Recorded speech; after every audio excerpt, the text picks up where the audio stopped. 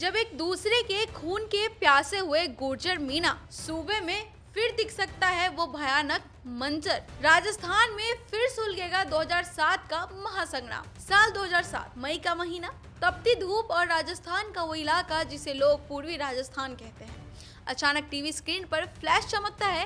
Rail की पटरियों पर लाखों की भीड़ जमी है, हाईवे जाम है और हवा में सिर्फ आंसू गैस के गोले और गोलियों की तरतराहट गूंज रही है। राजस्थान के इतिहास का वो दौर जिसने पूरे देश को हिलाकर रख दिया था। एक ऐसा टकराव जो सिर्फ सरकार बनाम आंदोलनकारी नहीं बल्कि राजस्थान के दो सबसे बड़े ताकतवर और कद्दावर समुदायों के बीच की सबसे बड़ी जंग बन गई थी। जी हाँ, हम बात कर रहे हैं 2007 से 8 के ऐतिहासिक गुर्जर मीणा आंदोलन की। आखिर ऐसा क्या हुआ था कि सदियों से साथ रहने वाले, आपस में भाईचारा रखने वाले दो समुदाय आमने सामने आ गए। इस महासंग्राम की जड़ में एक शब्द था, आरक्षण। गुर्जर समुदाय की मांग थी कि उन्हें अनुसूचित जनजाति यानी एसटी का दर्जा दिया जाए ताकि युवाओं को शिक्षा और नौकरियों में बेहतर मौके मिल सके। लेकिन जैसे ही यह मांग उठी, मीणा समुदाय इसके विरोध में खड़ा हो गया।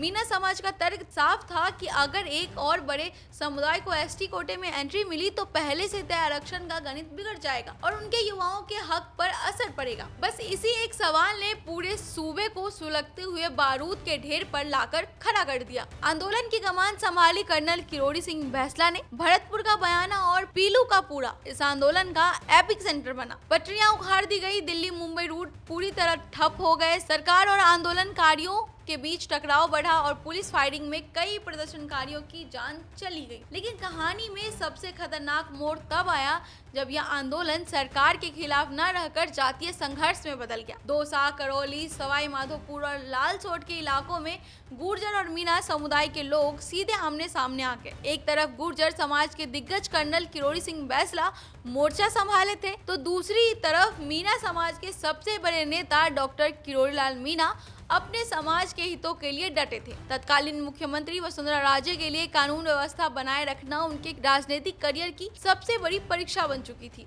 इस पूरे दौर में 70 से ज्यादा लोगों को अपनी जान गंवानी पड़ी। दिन बीतते गए, तनाव बढ़ता गया, लेकिन आखिरकार लोकतंत्र में बातचीत का रास्ता ही सबसे बड़ा रास्ता साबित हुआ। कई दौर की हिंसक झड़पों और लंबी वार्ताओं के बाद सरकार ने बीच का रास्ता निकाला। गुर्जर समुदाय को एसटी के बजाय एमबीसी यानी विशेष पिछड़ा वर्ग के तहत अलग से आरक्षण की व्यवस्था की गई। इस तरह इस ऐतिहासिक गतिरोध का अंत हुआ। आज करीब 2 दशक बाद राजस्थान के ये दोनों समुदाय फिर से कंधे से कंधा मिलाकर राज्य की तरक्की में योगदान दे रहे हैं। लेकिन 2007 का वो दौर आज भी देश के राजनीतिक और सामाजिक इतिहास में इस बात की गवाही देता है कि जब पहचान और अधिकारों की लड़ाई सड़कों पर उतरती है तो उसकी कीमत कितनी भारी होती है। तो आपका क्या कहना है?